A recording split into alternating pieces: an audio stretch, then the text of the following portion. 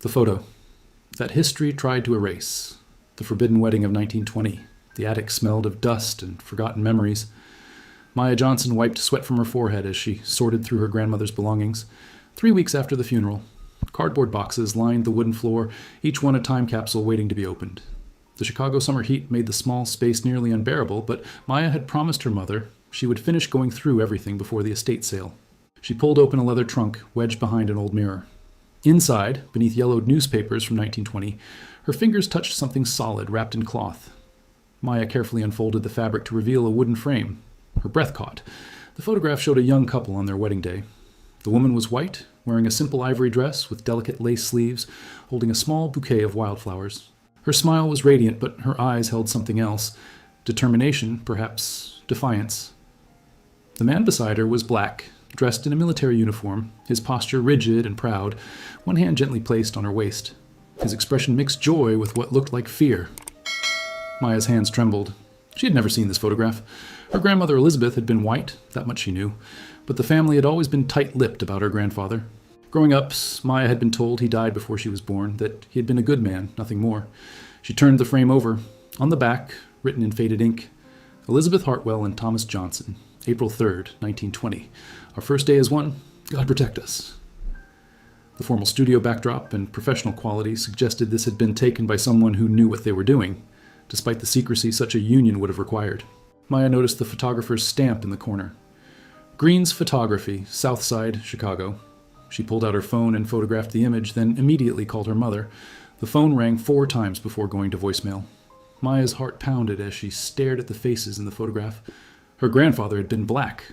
Her grandmother had married him in 1920, when interracial marriage was illegal in most states, when the Ku Klux Klan was at the height of its power. Maya sat back against the trunk, the photograph held carefully in her lap. The couple's eyes seemed to look directly at her across a century of silence. What had happened to them? Why had this photo been hidden? And why had no one ever told her the truth? She knew then that she had to find out. This wasn't just a photograph, it was evidence of a love that had been deliberately erased from her family's history. Chicago, March 1920. Thomas Johnson stepped off the train at Union Station, his military duffel bag slung over his shoulder. The Grand Hall buzzed with travelers, vendors shouting about newspapers, and the constant whistle of arriving trains. He had been gone for 2 years, first training, then fighting in France with the 370th Infantry Regiment, one of the few black units to see combat. The uniform he wore had earned him respect in Europe. French civilians had welcomed him, treated him as a hero. But now, back on American soil, he felt the familiar weight of eyes upon him, suspicious, dismissive, sometimes openly hostile. Thomas made his way through the crowd toward the south side, where his mother lived in a modest apartment on 35th Street. The neighborhood had transformed during his absence. The Great Migration had brought thousands of black families from the South, fleeing Jim Crow and searching for factory work and dignity. Buildings that had once been empty now overflowed with life, children playing in the streets, music pouring from open windows, the smell of cooking filling the air. His mother, Ruth, wept when she saw him standing in the doorway. She held him for a long time, her hands patting his back as if confirming he was truly real. "My boy," she whispered, "thank God you're home." Over dinner, she filled him in on neighborhood news. Jobs were scarce, even for veterans. The meatpacking plants and steel mills hired black workers but paid them less and gave them the most dangerous positions. Race riots had erupted the previous summer, leaving dozens dead and hundreds homeless after white mobs attacked black neighborhoods. "It's not what you fought for, is it?" Ruth said quietly, watching her son's face darken with each story. Thomas shook his head. "In France, I was a soldier. Here, I'm just another problem they want to disappear." The next morning, Thomas visited the office of the Chicago Defender, the city's leading black newspaper. He had studied law for 2 years before the war and hoped to resume his education. The editor, a sharp-eyed man named Robert Abbott, looked over Thomas's references. "You're qualified," Abbott said, "but law schools aren't taking Negro students right now. Not officially, anyway." He paused, studying Thomas. "There's a community legal clinic on 47th Street. They need someone who can help people navigate housing contracts and labor disputes. It doesn't pay much." "I'll take it," Thomas said without hesitation. That afternoon, Thomas walked to the clinic, located above a barber shop. The stairs creaked under his weight. When he reached the top, he pushed open the door and found himself face to face with a young white woman organizing files behind a desk. She looked up, startled. Their eyes met. Neither of them knew it yet, but in that moment, everything changed. Elizabeth Hartwell had been working at the Southside Legal Clinic for 8 months, and each day brought new challenges that her upbringing in Oak Park had never prepared her for. The daughter of a railroad executive, She had been expected to marry well, host dinner parties, and fade gracefully into the background of someone else's life. Instead, she had studied nursing, volunteered at settlement houses, and eventually found her way to this cramped office where she helped people who had nowhere else to turn. When the tall soldier walked through the door that March afternoon, Elizabeth felt something shift in her chest. His eyes were intelligent and kind, despite the weariness she saw in them. He carried himself with a dignity that seemed almost defiant. "I'm Thomas Johnson," he said, his voice deep and measured. "Mr. Abbott sent me. He said you might need help with legal work." Elizabeth stood, smoothing her skirt nervously. "Elizabeth Hartwell. Yes, we desperately need help. Are you a lawyer?" "Not yet. I was studying law before the war." He gestured to his uniform. "Just got back from France 2 days ago." Over the next hour, they discussed the clinic's work, helping families facing eviction, workers cheated out of wages, veterans denied benefits they had earned. Thomas asked thoughtful questions and took careful notes. Elizabeth found herself drawn to the way he listened, really listened to everything she said. When her supervisor, Mr. Patterson, returned from court, he looked surprised to see Thomas. "Mrs. Hartwell, who is this?" "Elizabeth, please. This is Thomas Johnson. Mr. Abbott recommended him. He has legal training and—" "I see." Patterson's tone cooled noticeably. He studied Thomas for a long moment. "The work here is volunteer. We can't pay you." "I understand, sir. And you'll need to be careful. Some of our clients might not be comfortable working with—" He left the sentence unfinished. Thomas's jaw tightened, but his voice remained even. "I fought for this country, sir. I think I can handle uncomfortable situations." Patterson nodded slowly. "Very well. You can start Monday, 8 o'clock sharp." After Patterson left, Elizabeth turned to Thomas, her cheeks flushed with embarrassment. "I apologize for—" "Don't," Thomas said gently. "I know how things are, but thank you for speaking up for me." Over the following weeks, they worked side by side. Elizabeth found herself arriving earlier and staying later, drawn by conversations that ranged from legal cases to books they had read, music they loved, dreams they harbored. Thomas spoke French fluently and told her stories about Paris, about cafes where black soldiers were welcomed, where they could sit at any table and order any drink. "It sounds like freedom," Elizabeth said one evening as they locked up the office. "It was," Thomas replied. "For a moment I forgot what it felt like to be constantly judged by my skin. Then I came back here and remembered." Thank goodness Elizabeth's father had forbidden her from working in that neighborhood. But she had moved into a boarding house and took the streetcar south every day.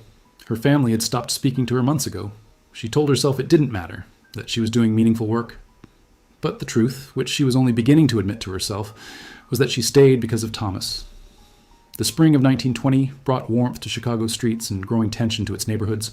Elizabeth and Thomas fell into an easy rhythm at the clinic. He handled legal research while she managed client intake and correspondence. They made a good team, complementing each other's strengths, anticipating each other's needs. One rainy April evening, they were the last ones in the office. Thomas sat at the desk, reviewing a property deed by lamplight, his brow furrowed in concentration.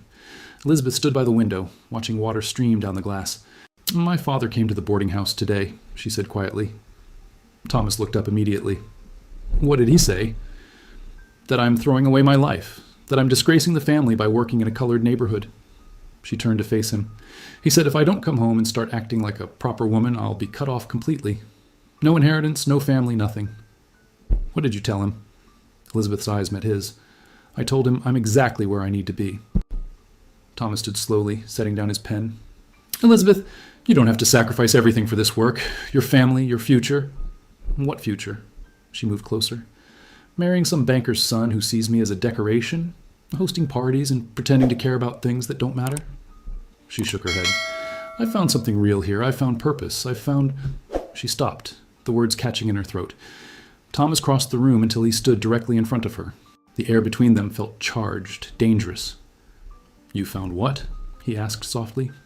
"You," Elizabeth whispered. "I've found you." For a long moment, neither moved. Thomas's hand reached up slowly, carefully, as if approaching something fragile and precious. His fingers brushed her cheek. "Do you understand what you're saying, what it would mean? I understand that I've never felt this way before. I understand that when you're not here, I count the hours until you return. I understand that you're the most remarkable person I've ever met, and I don't care what color your skin is or what anyone else thinks about it. Elizabeth," her name on his lips was both a prayer and a warning, "they would destroy us, your family, my community. Everyone would turn against us. The law itself, I know the laws, Thomas. I know the risks, and I'm telling you that I don't care."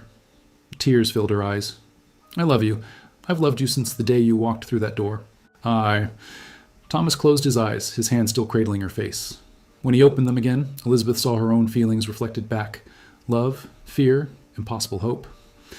I love you too, he said. God help me, I love you more than I've ever loved anything. But loving you could cost you everything. Then let it, Elizabeth said fiercely, because losing you would cost me more. He kissed her then, gently at first, then with an urgency that spoke of all the words they couldn't say, all the impossible dreams they dared to dream. Outside, thunder rolled across the city. Inside that small office, two people made a choice that would change their lives forever. Planning a wedding that could land them both in jail required creativity and trusted allies. Thomas reached out to Reverend Marcus Williams, an elderly minister at Ebenezer Baptist Church who had known his family for decades. The Reverend listened carefully as Thomas explained the situation, his weathered face thoughtful. Son, you know what you're asking for? Reverend Williams said.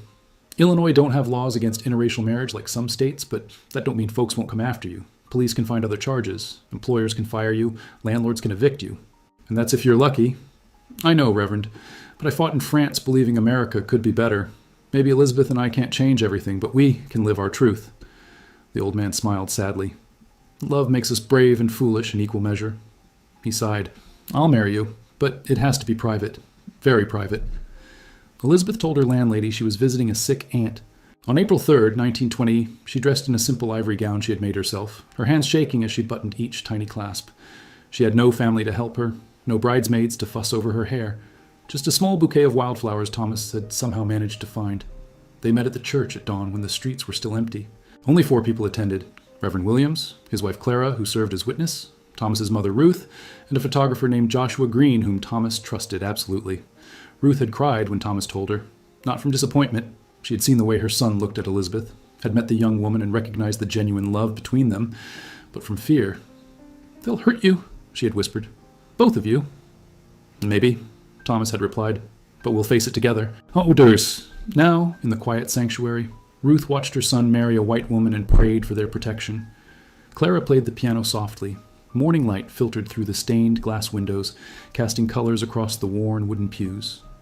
Elizabeth and Thomas stood before Reverend Williams, hands clasped tightly. Thomas wore his military uniform, the medals on his chest catching the light. Elizabeth wore no veil. She wanted to face this moment clearly, honestly. Do you, Thomas Johnson, take this woman to be your lawfully wedded wife, to love and cherish in sickness and health, knowing the trials you will face, until death do you part? I do. Thomas's voice was steady. Do you, Elizabeth Hartwell, take this man to be your lawfully wedded husband, to love and cherish in sickness and health, knowing the trials you will face, until death do you part? I do. Elizabeth's voice rang clear in the empty church. Then by the power vested in me, I pronounce you husband and wife. Reverend Williams' eyes were damp. May God watch over you both. You're going to need him. Thomas kissed Elizabeth, and for one perfect moment, the world outside didn't exist. Joshua Green captured that moment with his camera, the click of the shutter barely audible, but preserving forever the joy and defiance in their faces. They had no reception, no celebration. Instead, they gathered briefly in the church basement where Clara had prepared coffee and sweet rolls. Ruth hugged Elizabeth tightly. You're my daughter now, she said. When things get hard, and they will, you remember you've got family. An hour later, Elizabeth returned to her boarding house and Thomas to his mother's apartment. They had agreed to keep the marriage secret for now, to find housing and make plans before announcing their union. But secrets, especially ones that challenged the very foundation of social order, never stayed hidden for long. Thomas and Elizabeth found a small apartment on the edge of Bronzeville in a building owned by a white landlord who rarely visited. They created a careful fiction. Thomas rented the apartment officially, and Elizabeth was his housekeeper who lived in. The lie tasted bitter, but it kept them safe. Elizabeth quit the clinic, unable to explain her living situation. She found work doing laundry and mending for wealthy families in Hyde Park, jobs that kept her invisible. Thomas continued at the clinic during the day and studied law books at night, determined to pass the bar exam despite the obstacles. Their daily life became an elaborate performance. In public, they maintained careful distance. Elizabeth walked 3 steps behind Thomas on the street. They never touched where others could see. In shops, she addressed him as Mr. Johnson, with exaggerated formality. But once their apartment door closed behind them, they could finally breathe. Elizabeth would collapse into Thomas's arms, the tension draining from her shoulders. They would eat dinner together at their small kitchen table, talking about their days, making plans for the future, dreaming of a time when they wouldn't have to hide. Do you regret it? Thomas asked one evening, watching Elizabeth darn his socks by lamplight. She looked up, genuinely puzzled. Regret what? All of this, you could have had an easy life. Elizabeth set down her needle and thread, crossing to where he sat. She took his face in her hands. Thomas Johnson, you listen to me. I have never been happier than I am right now. Yes, I'm scared sometimes. Yes, it's hard. But I wake up every morning next to the man I love, and that's worth everything I gave up.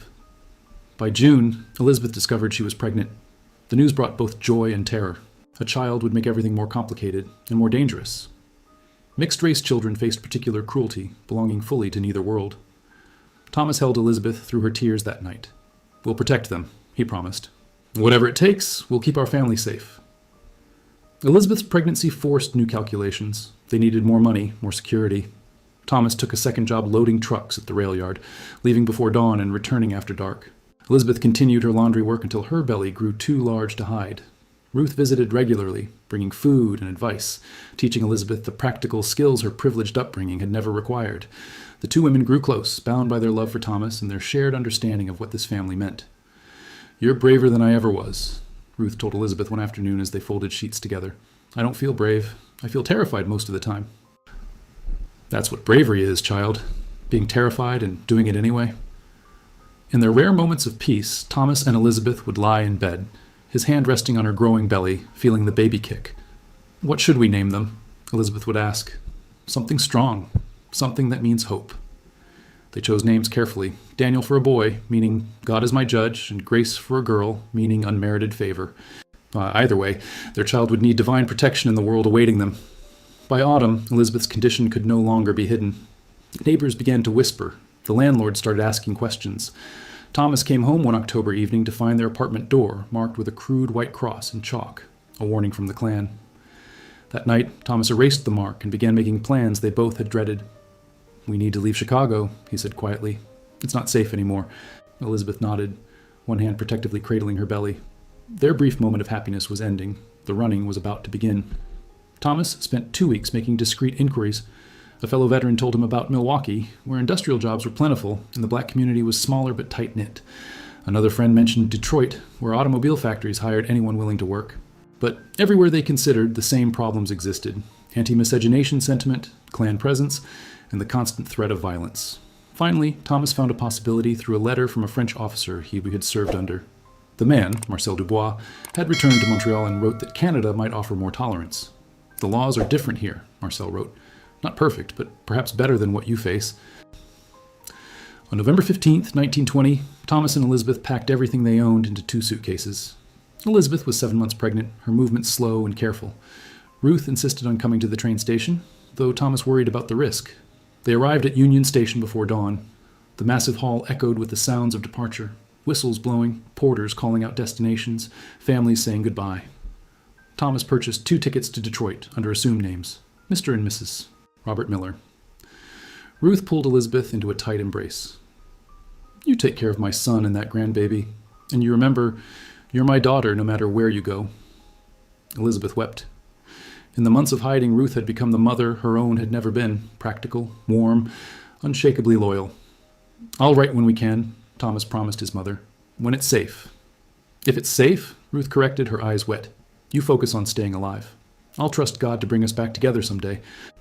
They boarded the train separately. Thomas took his seat in the colored section, while Elizabeth sat in a whites-only car 3 carriages ahead. The separation felt like a physical wound. For the next 12 hours, they would pretend to be strangers. The train pulled away from Chicago as the sun rose, painting the skyline in shades of orange and gold. Elizabeth pressed her forehead against the cold window, watching the city disappear. Everything she had known was in that city. Her childhood, her family, the brief, beautiful months of her secret marriage. Thomas sat rigid in his seat, military training keeping his face neutral even as his heart pounded. He had survived the trenches of France, had faced German artillery and poison gas. But this fear was different. He wasn't just responsible for himself anymore. He had a wife, an unborn child, a future that felt terrifyingly fragile. At the Detroit station, they disembarked separately. Thomas waited on the platform while Elizabeth collected her bag. Finally, when enough time had passed, they walked in the same direction, still apart, still careful. They found a boarding house in Black Bottom, Detroit's Negro neighborhood. The landlady, Mrs. Patterson, looked them over suspiciously when Elizabeth appeared at Thomas's door an hour after he checked in. I don't run that kind of establishment, she said sharply. She's my wife, Thomas said quietly, closing the door behind them. Mrs. Patterson's eyes widened. She glanced down the hallway, then stepped inside and shut the door.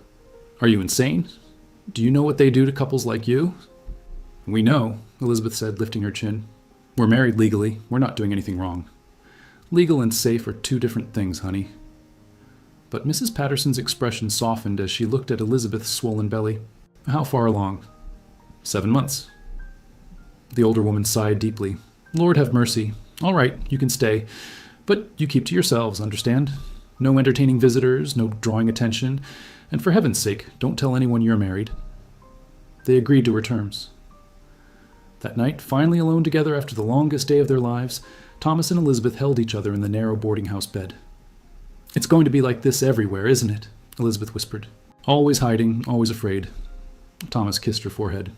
Maybe, but we're together. That's what matters. 2 months later, on a freezing January night in 1921, Elizabeth went into labor. The pain started at midnight. Elizabeth gripped Thomas's hand, her face pale and damp with sweat.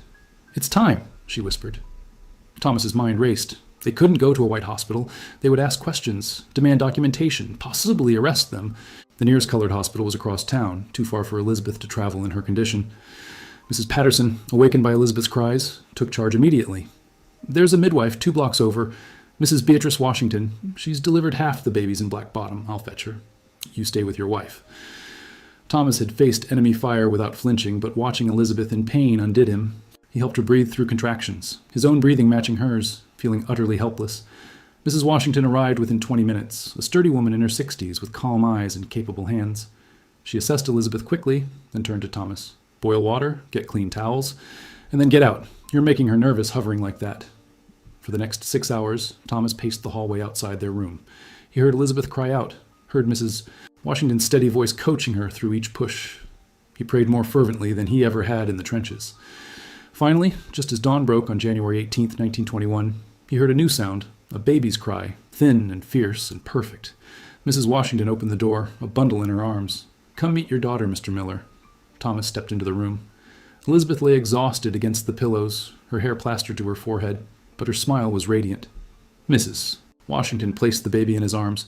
She was tiny, wrinkled, with a dusting of dark hair.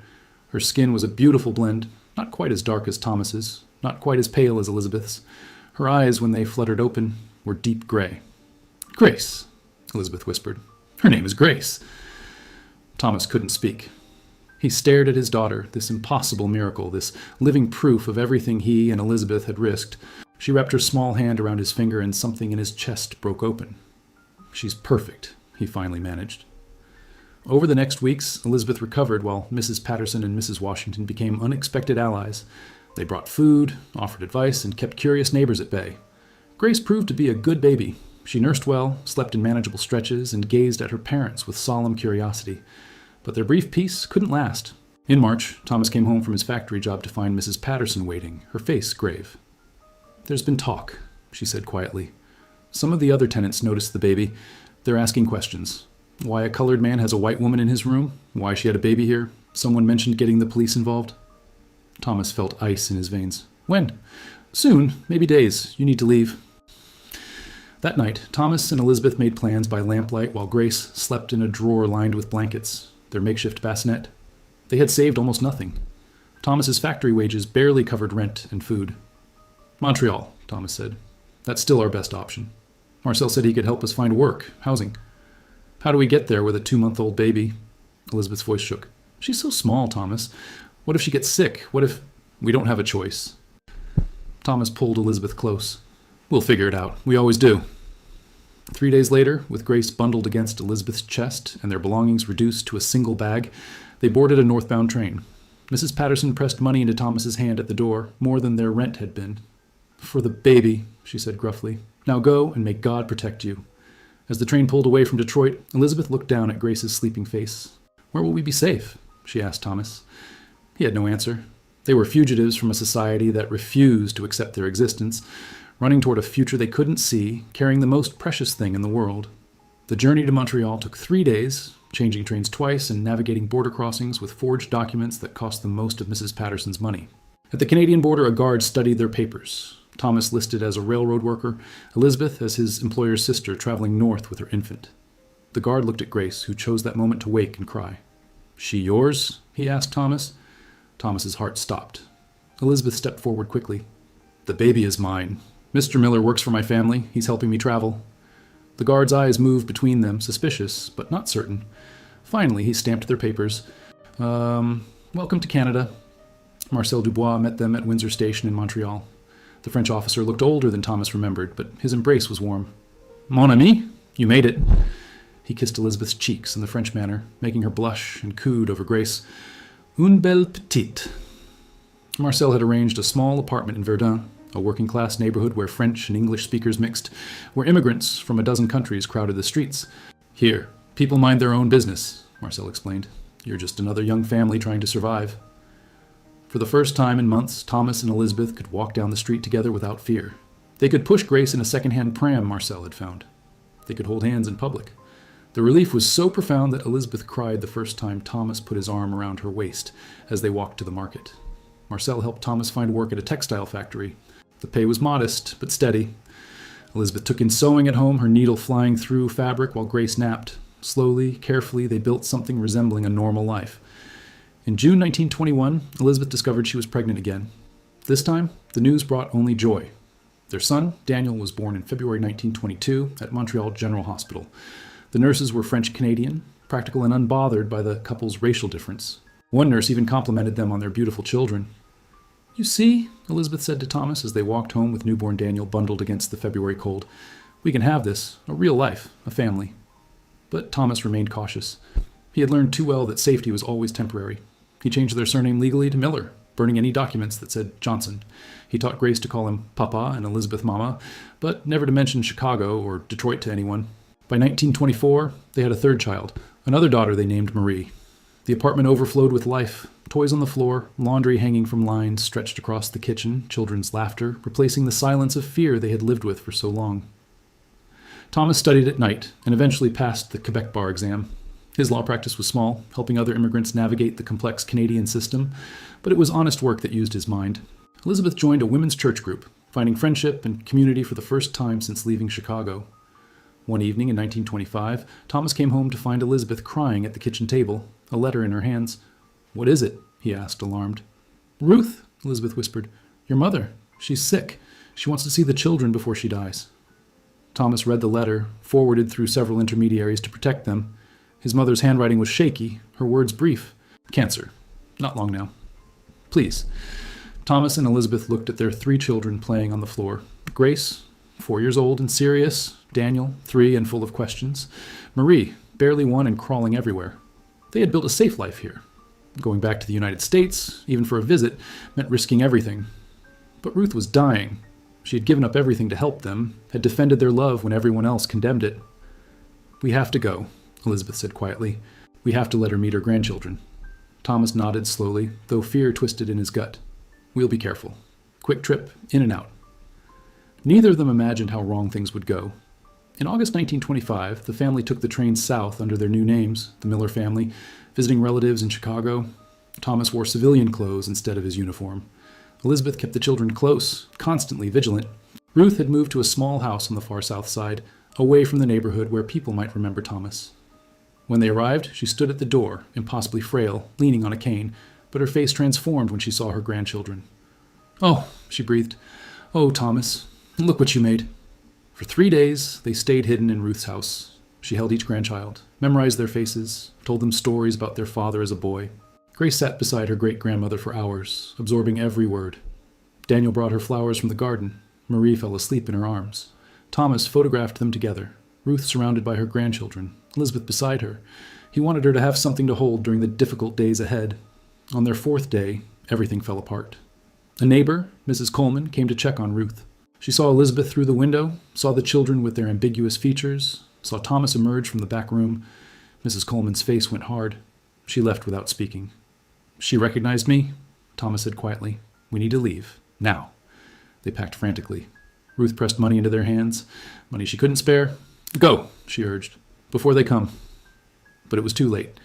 As they prepared to leave, 3 police cars pulled up outside. Officers pounded on the door. "Thomas Johnson, we know you're in there. You're under arrest for violation of Illinois moral statutes." Thomas looked at Elizabeth and the children. Grace's eyes were wide with terror. Daniel started to cry. "Out the back," he whispered. Take the children and run." "I'm not leaving you," Elizabeth said fiercely. "You have to. If they arrest us both, what happens to Grace, Daniel, Marie?" He kissed her hard.